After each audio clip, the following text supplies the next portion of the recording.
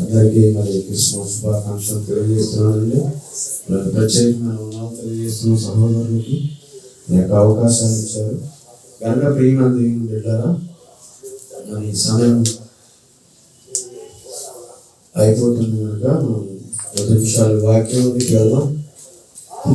పౌలు గారు తిమోతికి ఉత్తరాన్ని రాస్తూ తిమోతికి రాసిన మొదటి పత్రిక 6వ అధ్యాయం 16వ వచనంలో తిమోతికి రాసిన మొదటి పత్రిక 6వ అధ్యాయం 16వ వచనం, సమీపింపరాని తేజస్సులో ఆయన మాత్రమే వసించుచు అమరత్వం గలవాడై ఉన్నాడు. చాలా సమీపింపరాని తేజస్సులో ఆయన మాత్రమే వసించుచు అమరత్వం గలవాడు. సమీపింపరాని తేజస్సు ఎంత గొప్పది! తేజస్సు ఎంత నిజంగా ఒక సూర్యుడు ఎండాకాలం మెట్ట మధ్యాహ్నం 12 గంటలకు సూర్యుడిని మనం చూడగలుగుతాం. ఆ పైకి కనులెత్తి కొన్ని కోట్ల సూర్యుల వెలుగు ఆ దేవుడు, కొన్ని కోట్ల సూర్యుల వెలుగు, 100 కోట్ల సూర్యుల వెలుగు, అంత గొప్ప వెలుగు. సమీపింపరాని తేజస్సు. నిజంగా దేవుడు ఎంత గొప్పవాడంటే ప్రేమంగా ఆ తేజస్సు, సమీపింపరాని తేజస్సులో ఆయన మాత్రమే నివసిస్తున్నాడు. ఎవ్వరూ సమీపించాలని అంత విధిగా ఉన్నాడు దేవుడు. ఆ తేజస్సు చాలా గొప్పది, చాలా ఉత్తమం. దేవుడు ఎప్పుడైనా సరే తక్కువగా ఆలోచించమాకండి. పగలే సూర్యుని చూడలేని మనం మరి కొన్ని కోట్ల సూర్యుని వెలుగు, అంత గొప్ప వెలుగు చూడగలుగుతాము. మరొక వచనం చూద్దాం. మనకి 2వ దినవృత్తాంతాల గ్రంథం 6వ అధ్యాయం 1వ వచనం. అప్పుడు సొలొమోను ఇలాగూ ప్రకటన చేశాను, గాఢాంధకారమందు నేను నివాసము చేయుదునని యెహోవా సెలవిచ్చి ఉన్నాడు. చాలండి. ఏమంటారండి ప్రియమైన? అప్పుడు సొలొమోను ఇలాగూ ప్రకటన చేశాను, గాఢాంధకారమందు నేను నివాసము చేయుదునని యెహోవా నాకు సెలవిచ్చెను.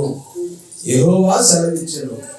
ప్రియమైన మరి పౌలు గారు రాసిన పత్రికలో చదవబడిన వాక్యానికి ఈ వాక్యానికి ఏదైనా మీకు వ్యత్యాసం కనపడుతుందా? మీకేమన్నా ఆలోచించింది ఏమన్నా తేడా ఉందా? సరే ఆలోచించండి. సమీపింపరాని తేజస్సులో అమరత్వం గలవాడనై ఉన్నాను నేను. సమీపింపరాని తేజస్సు.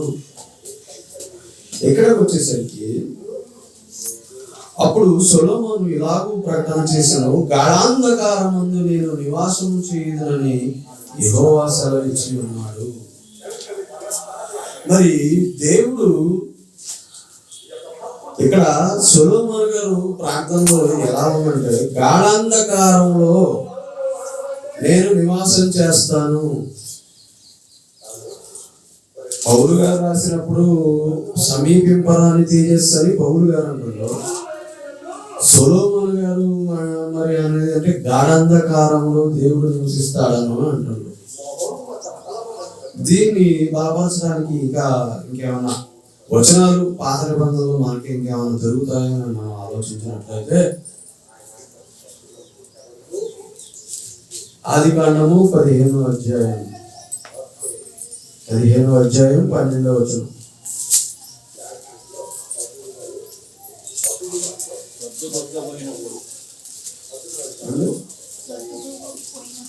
పొద్దుగుంకపోయినప్పుడు అబ్రహామునకు గాఢ నిద్ర పట్టెను. భయంకరమైన కటిక చీకటి అతన్ని కమ్మగా ఆయన నీ సంతతి వారు తమది కాని దేశమందు నివసించి ఆ దేశం వారికి దాసులగుదురని వారు 400 ఏళ్ళు వారిని శ్రమ పెట్టుదురు. ఎవరికి దాసులవుదురు ఆ జనమునే నేను తీర్పు తీర్చుతున్నాను అని ఎవరు చెబుతున్నారు ఈ మాట అబ్రహాం గారికి? ఏమండి? దేవుడు దర్శనంలో చెప్తున్నమాట. అప్పుడు అబ్రహాం గారి పరిస్థితి ఎలా ఉంది? భయంకరమైన కటిక చీకటి. చీకటి అంటే వేరు, భయంకరమైన కటిక చీకటి అంటే చీకటి కన్నా భయంకరమైన కటిక చీకటి. ఆ భయంకరమైన కటిక చీకటిలో అబ్రహాం గారితో దేవుడు మాట్లాడుతున్నాడు. ప్రియమైన దేవుడా, ఇక్కడ ఈ సందర్భంలో అబ్రహాం గారు ఒక రాజు దగ్గర నుంచి వచ్చేటప్పుడు అసలు అబ్రహాం గారిని చూసిన రాజు ఏమంటాడంటే, ఇదిగో నీ దగ్గర మనుషులు ఉన్నారు, ఆ మనుషులు నాకు అప్పగించు, ఇదిగో నా దగ్గర ఉన్న ఈ ఆస్తి అంతా నువ్వు తీసుకో, నీకు కొంత ఆస్తిని వదలుచుకున్నాను, ఈ ఆస్తి నువ్వు పట్టకపో అన్నప్పుడు అప్పుడు అబ్రహాం గారు ఏమంటాడంటే, చెప్పులు వారైనను నూలు పోగైనను నాకు అక్కర్లేదు అని అంటాడు. ఎందుకు అబ్రహాము నువ్వు ఎందుకు అలా అంటున్నావు అంటే, రేపటి రోజు నువ్వు నేనే అబ్రహాముని ఐశ్వర్యవంతుడు చేశాను అన్నప్పుడు నా దేవుడు చిన్నవాడైపోతాడు. అందుకే నాకేదాన్ని ఇస్తే దేవుడే ఇవ్వాలి. దేవుడు నేను అడిగితే ఇవ్వడా? పట్టణాలు సైతం నాకు ఇవ్వడా? పట్టరాని బంగారాన్ని నాకు ఇవ్వడా? పట్టరాని వెండిని నాకు ఇవ్వడా? ఇక నేను కావాలంటే నా దేవుడు నాకు ఇవ్వడా? రేపటి రోజు నువ్వు లెక్క చెబుతావు, నేను నీ దగ్గర తీసుకోలేదంట, నువ్వైనా నీకు అబ్రహాముకి ఇది ఇచ్చాను అది ఇచ్చాను నువ్వు లెక్క చెబుతావు. నా దేవుడు చిన్నవాడు అయిపోతాడు. అందును బట్టి నువ్వు ఇచ్చేది నాకు వద్దు. అలాగే సొలొమోను గారు ఏమంటారంటే అండి, ఆ మందిరం కట్టేటప్పుడు నిజంగా ఒకసారి ఆ వచనం దగ్గరికి వెళ్దాం. 2వ దినవృత్తాంతాల గ్రంథం 5వ అధ్యాయము 6వ అధ్యాయం అండి, 1వ వచనం. అప్పుడు సొలొమోను ఎలాగ ప్రకటన చేశాను, గాఢాంధకారమందు నేను నివాసము చేయుదునని యెహోవా సెలవిచ్చి ఉన్నాడు. నీవు నిత్యము కాపురం ఉండటకై నివాస స్థలము నేను ఘనమైన మందిరము నీకు కట్టించి ఉన్నానని చెప్పి ప్రజలకు ప్రకటన చేసిందండి. నిజంగా ఈ ఆలోచన, ఈ ఉద్దేశం ఎవరండి? నిజంగా ఎవరా ఉద్దేశం? తన తండ్రి అయిన దావీదు. నిజంగా పిల్లలు ఎదుగుతున్నప్పుడు తండ్రుల ఆశయాలు తెలియజేస్తే చాలా గొప్పగా ఉంటుంది. ఎందుకంటే అది లోక సంబంధమైనది కాదు, దేవుని సంబంధమైనది. దావీదు గారు నా తండ్రి నాకు చెప్పాడు నేను దేవునికి మందిరాన్ని కట్టబోతున్నాను.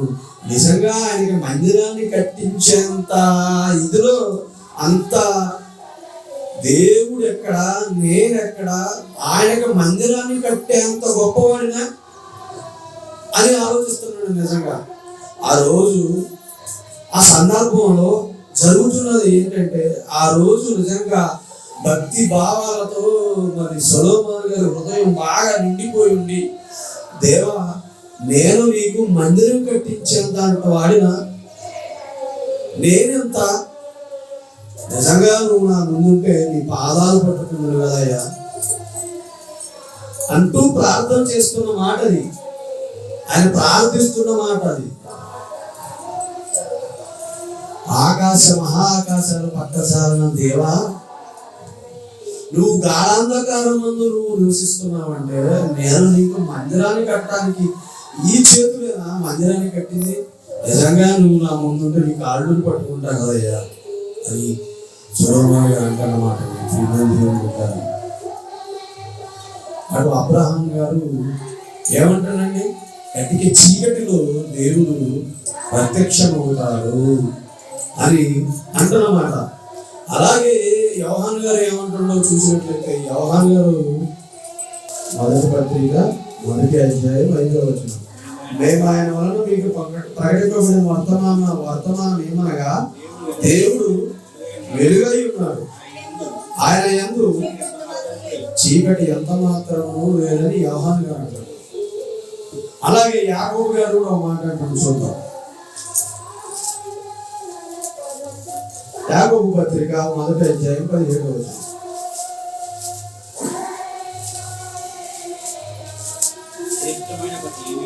శ్రేష్టమైన ప్రతి ఈవియు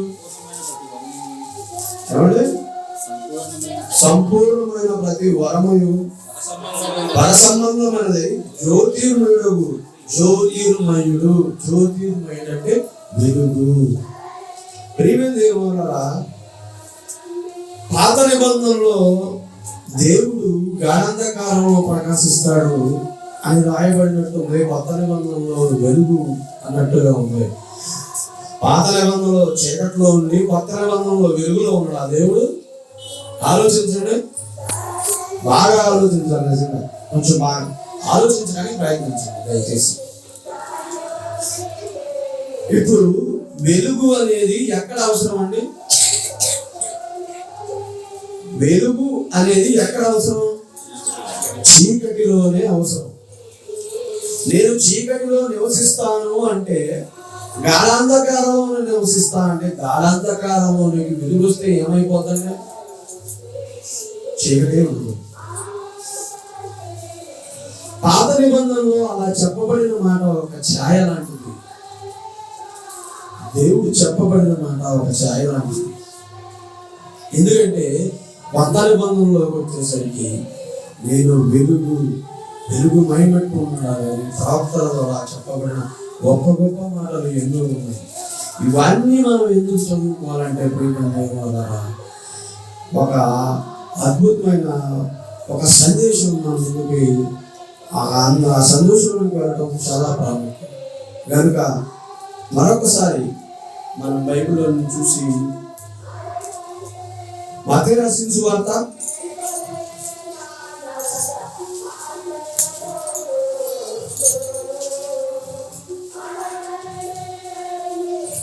4వ అధ్యాయం 12-16 వచనాలు కలిపి ఉంటాయండి.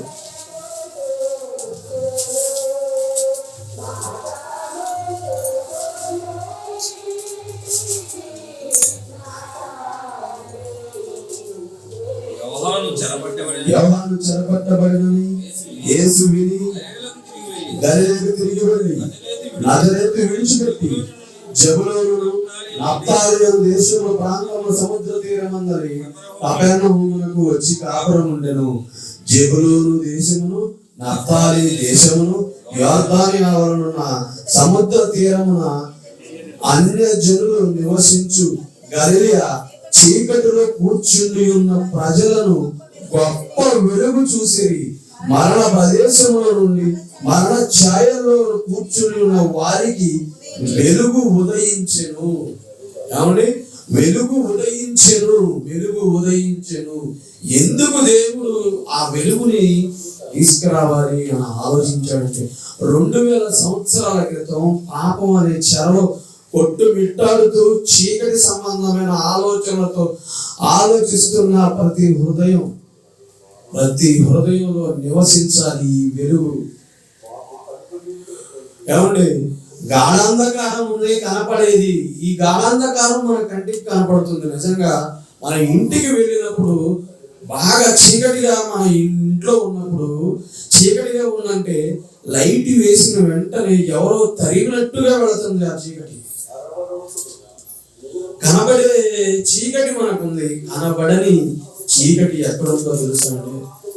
భయంకరమైన కటికి చీకటి మన హృదయాల్లో ఉంది. మన హృదయాలు మన వెలుగులోకి ప్రవేశించాయి. అలాంటి హృదయాలు ఎలా ఉండాలి? ఇంకా వెలుగుమయమైనట్టు ఉండాలి. ఆయన స్వీకరించాం, క్రీస్తు జన్మించాడు అని చక్కగా ఆయన పురస్కరించుకుని క్రిస్మస్ చదువు సందేశాన్ని మనం వింటున్నాం. ఆయన మాటలు వింటున్నాం. ఆయన వెలుగుమయమైనట్టున్నాడు. మరి ఆయన వెలుగైతే, ఆయన వెలుగు సంబంధముగా ఉంటే ప్రియమైన దేవులారా, ఆ భయంకరమైన ఏమండి గొప్ప వెలుగు ఎవరు?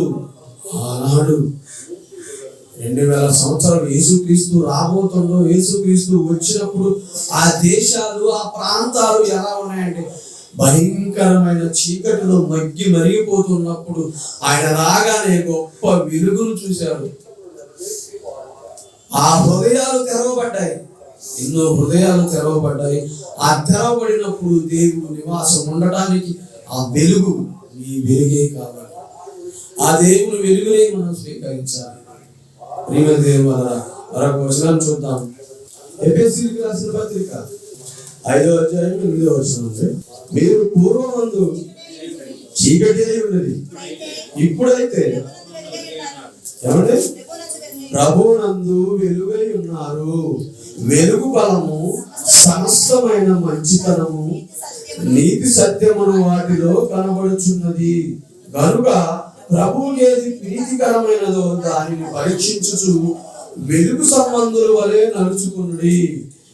నిష్ఫలమైన అంధకార క్రియలలో పాలివారయుట వాటిని ఖండించుడి. యాలయనగా అట్టి క్రియలు చేయవారు రహస్యమందు జరిగించు పనులను గూర్చి మాట్లాడుటను అవమానకరమై ఉన్నది. ఏమండి, చీకటి సంబంధమైన క్రియలు ఇక వెలుగు ప్రకాశించింది కదా, వెలుగు ఫలం అనేది మనలోనికి వచ్చిందని మనం ఆలోచిస్తున్నామా? మనం ఏమనుకుంటున్నాం? మన ఆలోచనలు ఏమనుకుంటున్నాం? మన ఆలోచన, మన హృదయం మనకు సమాధానం చెప్పుద్ది. అలా సాటిస్ఫాక్షన్ అవుతున్నాం. వెలుగు ఫలం ఏదనగా ఆ వెలుగు మన హృదయంలో ఉందనగా, వెలుగు ఫలము సమస్త విధమైన మంచితనము, నీతి సత్యమును వాటిలో కనబడుచున్నది. కనుక ప్రభువుకు ప్రీతికరమైనది. బాగా ఆలోచించినట్లయితే వెలుగు సంబంధమైన మన జీవితాల్లోకి దేవుడు చక్కగా చీకటి సంబంధమైన, అంతకుముందు ఏమైనా చీకటి, దేవుడు వెలుగు సంబంధులుగా చేసిండు. ఆ వెలుగు సంబంధులు అని మీరు జీవించాలని ఎప్పుడు దేవుడు మన వెంటే ఉంటుండండి. నిజంగా ఆలోచించగలిగితే ప్రియమైన దేవుడు సంతోషంగా పరలోకంలో కూర్చొని సింహాసనం మీద ఉన్నాడా? ఆలోచించండి, బాగా కొంచెం ఆలోచించండి. దేవుడు పరలోకంలో సింహాసనం మీద ఉన్నాడా? లేక నా బిడ్డలను ఆయన విడిచిపెట్టకుండా ఎల్లవేళలా కాపాడాలి, వెలుగుమయమైనట్టు ఉండాలని, ప్రతి హృదయాన్ని వెలిగించాలని ఎక్కడ ఉన్నాడండి? ఏమండి, నన్ను నిన్ను మన అందరినీ వెలిగించడానికి ఆయన సంతోషంగా ఉన్నాడు. సింహాసనం మీద ఉన్నాను అనుకుంటున్నా కానీ ఆయన సంతోషంగా లేడు, సింహాసనం మీద లేడు.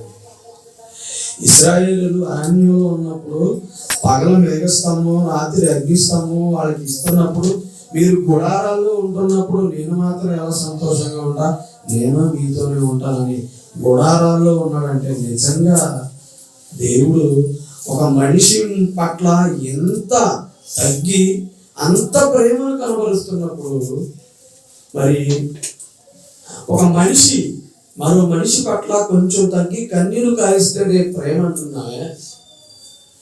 దేవుడే తానున్న లోకాన్ని విడిచి ప్రతి హృదయాన్ని వెలిగించాలని, ప్రతి మనిషి ఈ భూమి మీద ఉన్న మనుషులను వెలిగించాలని ఒక క్రీస్తుగా అవతరించి, క్రీస్తుగా మేము ముందుకొచ్చి ఆయన విడిచిపెట్టకుండా ప్రతి హృదయాన్ని వెలిగించాలని తిరుగుతున్నప్పుడు, ఆశపడుతున్నప్పుడు, వెలిగింపబడిన మనం మళ్ళీ చీకటి సంబంధమైన ఆలోచనలతో ఉండకూడదని ప్రాధాన్యపడుతున్నాం. ఆయన సంతోషంగా ఉన్నాడండి, సింహాసనం మీద ఉన్నాడా? లేదండి. ఎప్పుడు ఆయన ఆలోచన, ఉద్దేశాలు ఈ భూమి మీదే తిరుగుతుంటాయి. చీకటిగా ఉన్న హృదయాన్ని వెలిగించినట్టుగా వెలిగింపబడడానికి ఆయన ప్రయత్నిస్తాడు. ఈ క్రిస్మస్ ఎలా ఉండాలో తెలుసండి, వెలుగు సంబంధుల మనం చాలా గొప్పగా ఉండాలి. ఆనందం కాదు, ఆ వెలుగు మన హృదయాల్లో నింపుకొని మహానందంగా ఉండాలి. మహానందం, అది దేవుడిచ్చే మహానందం. నిజంగా ఆ గొర్రెలు కాస్తున్న కాపర్లకి దేవుడు వర్తమానాన్ని పంపించాడు. ఆలోచించండి, వారు ఎన్నిక లేని వారిగా ఉండి ఆలోచిస్తున్నారా? ఆ దేవుడు ఏంటి, మనమేంటి? ఒకసారి వచ్చి చెప్పిపోయారంటే అలుసుకోవచ్చు, రెండోసారి కూడా వచ్చి దోత చెప్పింది కదా. చూద్దాం, వచనం చూద్దాం. లూకా రాసిన సువార్త 2వ అధ్యాయం 10వ వచనం 8 నుంచి. ఆ దేశంలో కొందరు గొర్రెల కాపరులు పొలంలో నుండి రాత్రి వేళ తమ మందను కాచుకుంటుండగా ప్రభుదూత వారి యొద్దకు వచ్చి, నిలిచెను. ప్రభు మహిమ వారి చుట్టూ ప్రకాశించినందున వారు మిక్కిలి భయపడేది. అయితే ప్రభు దూత భయపడేప్పుడు ఇదిగో ప్రజలందరికీ కలుగకు మహా సంతోషకరమైన వార్త నేను మీకు తెలియజేయుచున్నాను. దావీదు పట్టణమందు లేడు రక్షకుడు మీ కొరకు పుట్టి ఉన్నాడు. ఈయన ప్రభు అయిన క్రీస్తు. ఇదే మీ కానవాడు. ఆ శిశువు కొద్ది గుడ్డలతో చుట్టబడి ఒక తొట్టెలో పడి ఉండకుండా మీరు చూచెదరు అని వారితో చెప్పారు. అమ్మటే వారు ఏం చేశారంటే నిజంగా ఆశ్చర్యపోతున్నారు. భయపడమాకండి మీకు వర్తమానం వచ్చింది అన్నప్పుడు మేమేంటి, ఆ దేవుడు ఏంటి, మాకు చెప్పడం ఏంటి, మేమా గొర్రెలు కాసుకునేవాళ్ళం. పెద్ద పెద్ద మరి రాజులు ఉన్నారు, గొప్పవారు ఉన్నారు, ఎంతో మంది ఉన్నారు, మాకు చెప్పడం ఏంటని చెప్పి నిజంగా వారు ఆలోచించి వెంటనే పరిగెత్తి ఆ వర్తమానాన్ని నిజంగా ఆయన చూశారు. అనేక మందికి మరి ఆ రక్షణ అనేది మన కోసం వచ్చిందంట అని చెప్పి వారు ప్రకటించడం జరిగిందండి. దేవుడు చెప్పాలనుకుంటే వెలుగుమయమైనట్టు ఉండాలంటే ఈ మరి 2000 సంవత్సరాల క్రితం పుట్టిన యేసుక్రీస్తు మహాప్రభు మన హృదయాలను చీకటిని తొలగించి వెలుగుమైనట్టుగా మన హృదయాన్ని చక్కగా చేసింది. అనేక మంది హృదయాలు మన ద్వారా వెలిగింపబడాలని దేవుడు ఆశపడుతున్నాడు కనుక ఈ యొక్క నా మాటలు ముగిస్తూ మరి ప్రార్థన చేసుకుందాం. సహోదరులకు సమయంతో మహాపరిశుద్ధుడ గొప్పగలమైన దైవ పాదాలకు వందనాలు. గొప్ప దేవ, గొప్ప తండ్రి, మేమే పాటి నీ కుమారుడు మీరే గొప్ప దేవ. నీ యొక్క గొప్పతనము, నీ యొక్క పాట, నీ యొక్క మరి గంభీరత్వం, నీ సౌరభాలు తండ్రి మహాకాశాల చేత పట్టజాలనంత నీ యొక్క మరి యొక్క ఆకారం తండ్రి వెలుగు మహిమైనటువంటి మానవుని హృదయంలో నీవు నివసించాలని తండ్రి మీరు ఆశపడుతున్న విధానాన్ని బట్టి వందనాలు తెలియజేస్తున్నాను. ఇదైన ఆలోచన, ఇదైన వివేకం మా అందరికీ మరి తండ్రి నాయన మరి కూడి ఉన్న ప్రతి ఒక్క బిడ్డను బట్టి ప్రార్థిస్తున్నాం తండ్రి. ఇదైన ఆలోచనతో వాక్య సంబంధమైన ప్రతి దేవునితో నిపుణులు వేడుకుంటున్నాం. అలాగే తండ్రి నా తర్వాత చెప్పబోతున్న నీ కుమారునికి మంచి జ్ఞానమును, వివేకమును తండ్రి అంతర్గమించి నీ పరిశుద్ధాత్మ తోడ్పాటును, నీ సహాయం లేకుండా మేము ఏం చేయలేము నాయన. నీ సహాయాన్ని అందించి మరి మీరు మహిమ పొందినట్లు, మీకే ఘనత చెందినట్లు ఈ ప్రార్థనలో యేసుక్రీస్తునామమున అడిగి వేడుకుంటున్నాము తండ్రి. ఆమేన్. అందరికీ మరి మరొకసారి క్రిస్మస్ శుభాకాంక్షలు తెలియజేస్తూ వందనాలు.